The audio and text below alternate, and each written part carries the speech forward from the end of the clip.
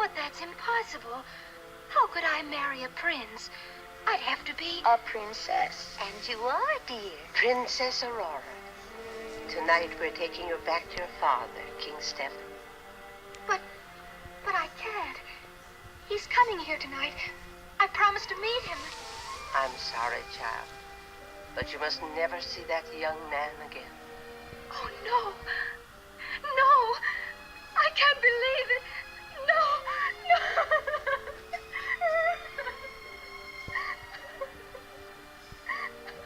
And we thought she'd be so happy.